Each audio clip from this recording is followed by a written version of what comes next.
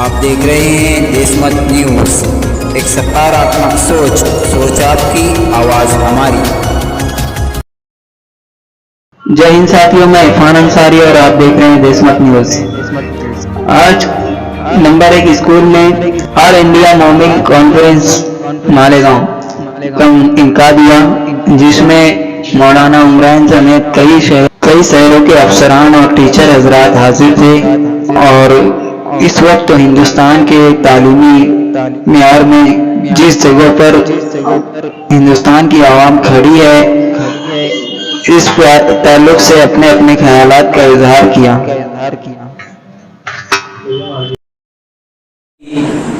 والصلاة والسلام على سيدنا محمد وعلى آله وصحبه اجمعین، اما بعد۔ صدر محترم، معزز مہمانان کرام اور خواتین و حضرات، برسوں پہلے چین میں انقلاب آیا تھا۔ اس انقلاب کے بانی کا نام ماؤ زے تنگ ہے۔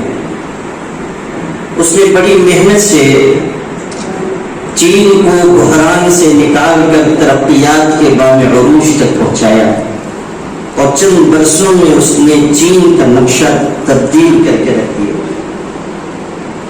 ہمارے پڑوس کے ملک کا ایک وفد جس میں صوبہ سندھ کے چیف منسٹر بھی تھے اور کئی بڑے اہم منسٹرز تھے، وہ گئے تھے اس انقلاب کے بعد، چین کی ترقیات کے بعد وہاں کا دورہ کرنے کے لیے اور ماؤ زے تنگ سے ملاقات کے لیے۔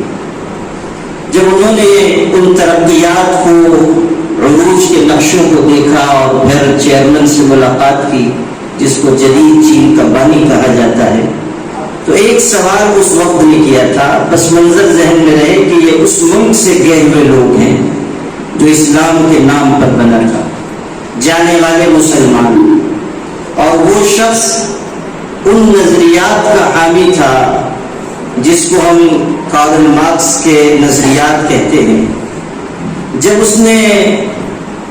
اس سے یہ سوال ہوا کہ آپ نے چند برسوں میں اپنے ملک کو اتنی اہم ترقیات سے کیسے مالا مال کیا، اس نے ایک جواب دیا تھا جو اس زمانے میں انگریزی اردو کے اخبارات میں شاہ سرخیوں کے ساتھ چھپا تھا، وہ آپ کو سنانا چاہتا ہوں۔ اس نے ایک جملے میں جواب دیا کہ اگر آپ ہمارے ملک کی ترقیات کا راز جاننا چاہتے ہیں تو سن لیجئے، ایک جملے میں سن لیجئے کہ قرآن آپ لوگوں پر اترا تھا، عمل ہم نے کر کے دکھایا ہے۔ یہ بات میں اس لیے سنانا چاہتا تھا کہ تعلیمی پسماندگی کو دور کرنے کے لیے واحد اور اولین بنیاد اور اساس یہ ہے کہ ہم اپنے دین کی طرف اور قرآنی تعلیمات کی طرف لوٹ جائیں، اور ہم اس حقیقت کو اپنے ذہن میں تازہ کریں کہ یہ جو تقسیم ہم نے دینی اور عصری علوم کی قائم کی ہے، اس کے بجائے ہم اس تقسیم پر عمل کریں جو سرکار دو عالم صلی اللہ علیہ وسلم نے سکھائی تھی، ایک علم نافع اور ایک علم غیر نافع۔ جب تک ہم اس خلیج کو پاٹیں گے نہیں، اور جب تک تعلیم کی وحدت کا تصور ہمارے ذہن میں نہیں آئے گا، معاملات الجھتے جائیں گے۔ دوسری بات یہ ہے کہ تعلیم کو جوڑا گیا تھا دل اور دماغ سے۔ جب اس کا رشتہ معدے اور مادے سے جوڑ دیا گیا تو صورتحال ہمارے سامنے ہے۔ اگر ہمارے پڑھانے والے اساتذہ، جن کی ذمہ داری یہ تھی کہ وہ دست معصوم میں لوح و قلم دیتے اور نونہالوں کو تمدید حرم بخشتے، اگر ان کا ذہن یہ ہے کہ وہ پڑھا رہے ہیں اس لیے تاکہ ان کی دنیا بنتی رہے اور تجوری بھرتی رہے، تو سمجھ لیجئے کہ پھر ہم کبھی تعلیمی پسماندگی کو دور نہیں کر سکتے۔ ہماری یہ بنیادی ضرورت ہے کہ ہم ایسے اساتذہ کرام تیار کریں جن کے ذہن میں یہ بات ہو کہ پڑھانا ہمارے لیے پیشہ نہیں، مشغلہ ہے، مجبوری نہیں، یہ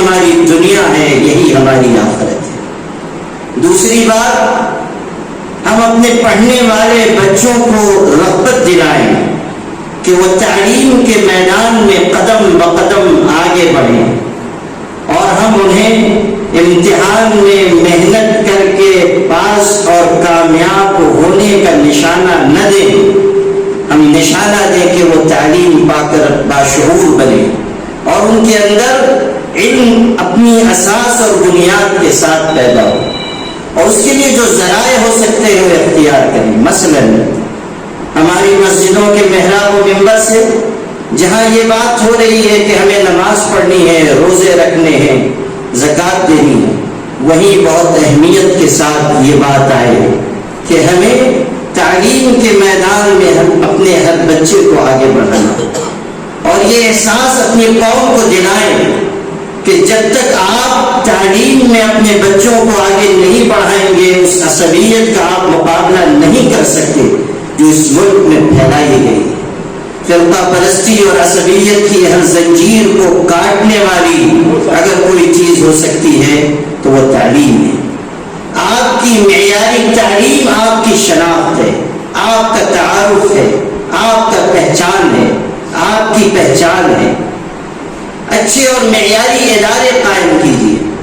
اچھے اور معیاری ادارے تجارت کی غرض سے نہیں، قوم کی تعمیر کے لیے، نسل نو کی تشکیل کے لیے، انہیں آگے بڑھانے کے لیے اور تعلیم کے جوہر کو لوگوں کے دلوں میں پیوست کرنے کے لیے۔ جس طرح ہماری آبادیوں میں مسجدوں کے مینار نظر آتے ہیں، اسی طرح اسکولوں اور کالجز کے گیٹ بھی نظر آنے چاہیے، وہ خوشنما عمارتیں بھی نظر آنی چاہیے جہاں تعلیم عام کی جائے، لوگوں کو مہذب اور مثقف بنایا جائے۔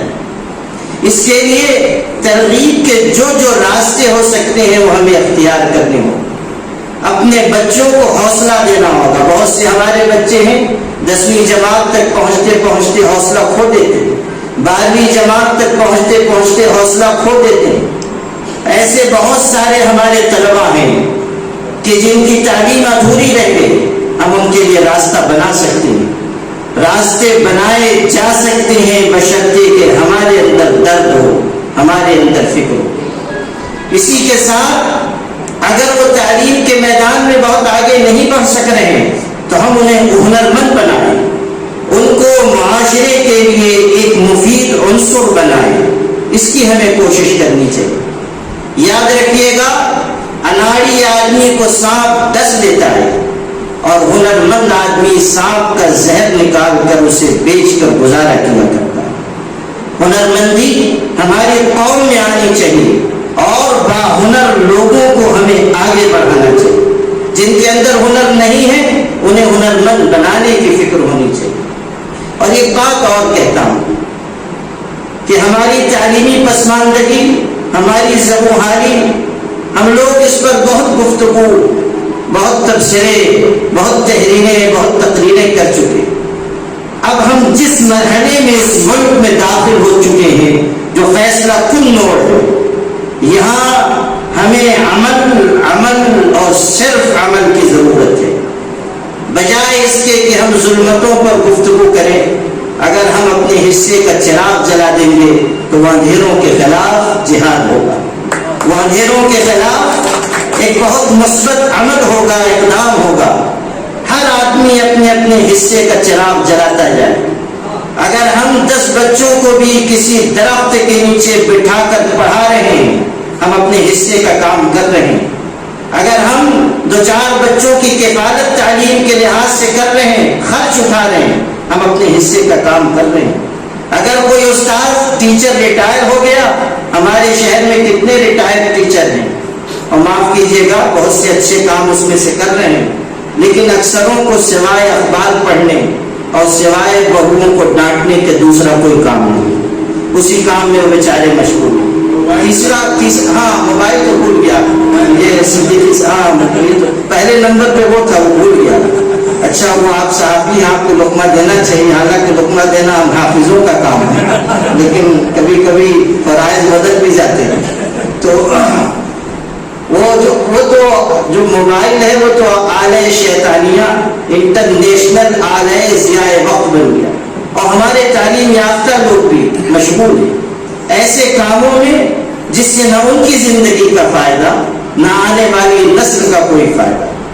ہمیں سوچنا ہوگا کہ اگر یہی حضرات جو ریٹائر ہیں وہ اپنا وقت اگر بچوں کی تعلیم کے لیے رضاکارانہ طریقے پر دیں تو کتنا بڑا فائدہ ہو سکتا ہے، قوم کتنی آگے جا سکتی ہے۔ 1 گھنٹہ 2 گھنٹہ 3 گھنٹہ آپ وقف کر دیجیے، آپ کی دنیا بن چکی، پینشن آپ کو آ رہی ہے، اور انشاءاللہ جب تک آپ تشریف نہیں لے جائیں گے، جب تک بلکہ شاید انتقال کے بعد بھی جب تک اہلیہ و باحیات رہیں گی جب تک آتی رہے گی، کوئی مشکل ہے نہیں۔ تو دنیا کا بندوبست ہو چکا معاش کا، اب آخرت کی فکر کرنے اگر 2 گھنٹہ بھی رضاکارانہ پڑھا دیتے ہیں اور بچے تیار ہو جاتے ہیں تو انشاءاللہ آخرت آپ کی بن جائے گی، آخرت آپ کی سنور جائے گی۔ یہی بچے آپ کے لیے سرمایہ نجات ہوں۔ کرنے والوں کے لیے کچھ مشکل نہیں۔ ابھی میں گیا تھا بلڈانا، ایک مثال آپ کو دیتا ہوں۔ ابھی میں گیا تھا، وہاں بہت سارے لوگ آئے، بڑے بڑے پولیس آفیسران آئے، بہت بڑا اجلاس ہوا۔ تو وہاں پر ایک صاحب، ان کا تذکرہ ہوا کہ شیخ سر ہیں، اکیڈمی چلاتے ہیں، آرمی کی ٹریننگ دیتے ہیں، پولیس والوں پولیس کے لیے ٹریننگ دیتے ہیں، پولیس بھرتی کے لیے۔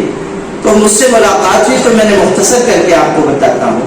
مجھے لوگوں نے یہ بتایا کہ یہاں ایک ٹریننگ کلاس، ایک کوچنگ کلاس چل رہی تھی، لیکن اس میں دوسرے سماج اور مذہب کے بچے پڑھ رہے تھے۔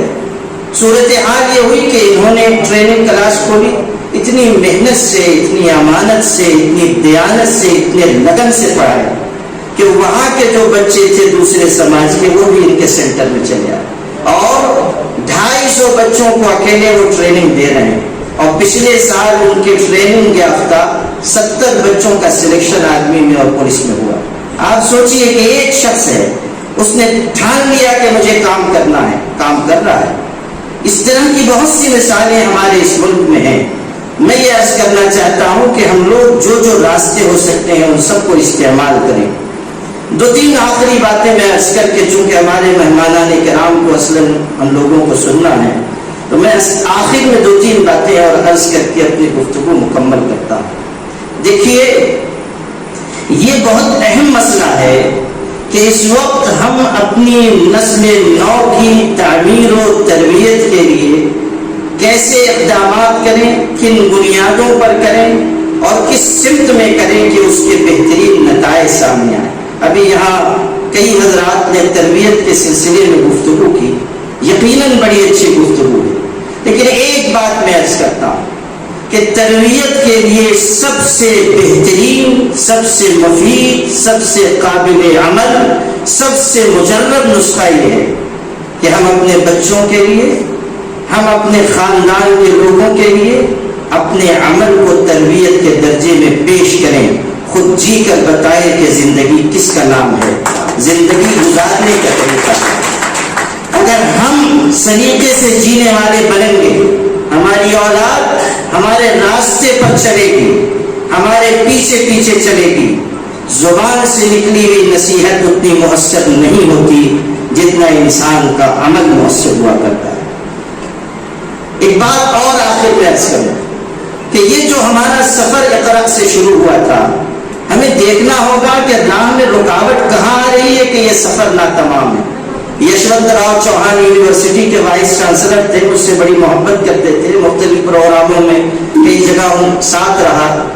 ایک دن ایک بڑے جلسے میں ہم لوگ شریک تھے، میں نے کچھ گفتگو کی، اس کے بعد وہ صدر تھے، ان کی تقریر تھی، غیر مسلم تھے، یشونت راؤ چوہان یونیورسٹی کے وائس چانسلر تھے۔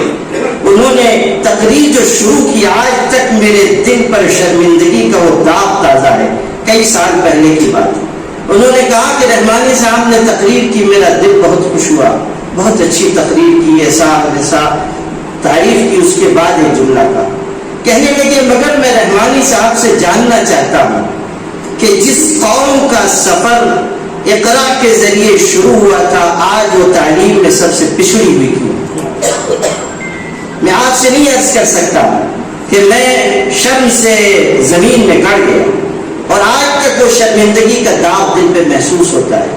ہمیں اپنی قوم کو بتانا ہوگا کہ اقرا سے ہمارا سفر شروع ہوا تھا اور جو جو منزلیں درمیان میں آئی وہ سب ہم نے سر کی ہیں. ایسا نہیں ہے کہ ہم بے پڑھے لکھے رہے ہیں. آج بھی دنیا میں جو آلات جراحی بن رہے ہیں ہمارے باپ دادا کے بنائے ہوئے نقشے کے مطابق بن رہے ہیں. خارزمی ہو، زہراوی ہو، ابن حیان ہو، ابن سینا ہو، اور آگے چلیے تو جتنے بڑے بڑے نام آپ کو علم طب میں، علم حکمت میں، علم الجبرا میں ملیں گے، وہ سب بانیان علوم مسلمان تھے.